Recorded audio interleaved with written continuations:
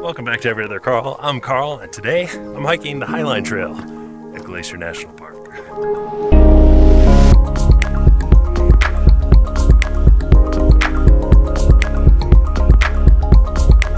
Glacier National Park is in northern Montana, on the border with Canada. It's a spectacular landscape of glacial peaks and clear lakes.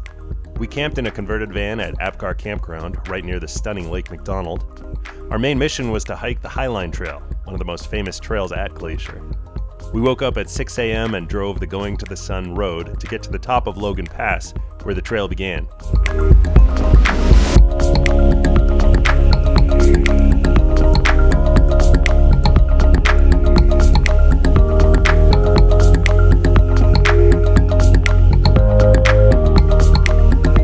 My wife had been here before and knew that the parking lot filled up early, but we were on time and got a nice spot to cook our breakfast and prep for our hike.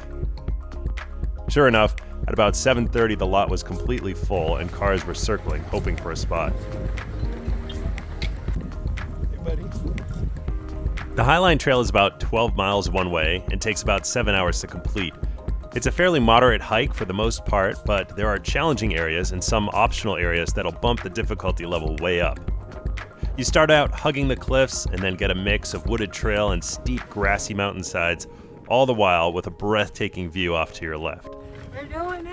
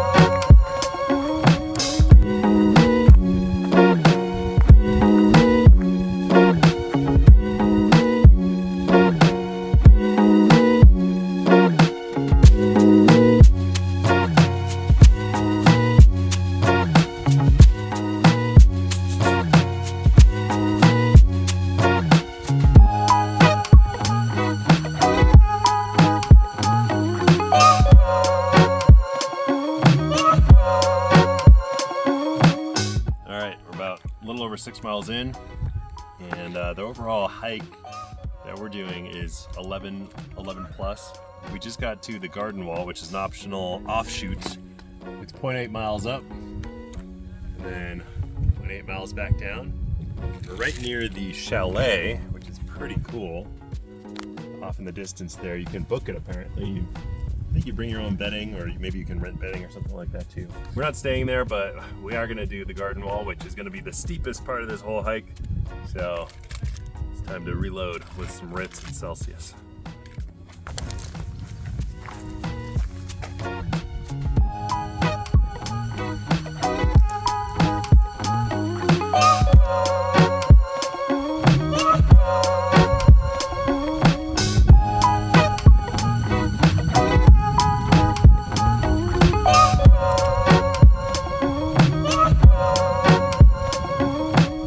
I wish I were in as good shape as those mountain goats. This 0.8 mile trek up the garden wall was very steep and exhausting, but when you get to the top, the view down into Grinnell Glacier makes it well worth the effort. There's the view, Grinnell Glacier.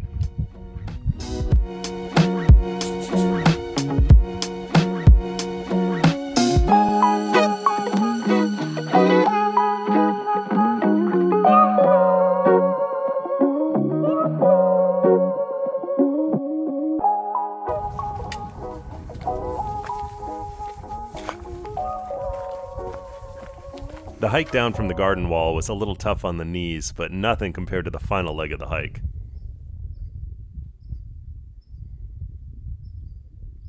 We stopped in at the chalet, which is a good spot to use the restroom and even get a little snack like packaged chips or candy. If you're staying there, you can cook food that you bring. Lodging is $134 for the first person and $92 for each additional person in the same room. You can rent linens for $40 a person. From the chalet, we began the final leg of the hike. This turned out to be the hardest part. 4 miles all downhill. This is a good area to have trekking poles to take a little load off your knees.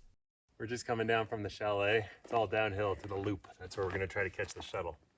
If you didn't notice, we had so many animal encounters here in Glacier, like this friendly deer, all the chipmunks and marmots, and even a brown bear we spotted off our rented boat at Lake McDonald.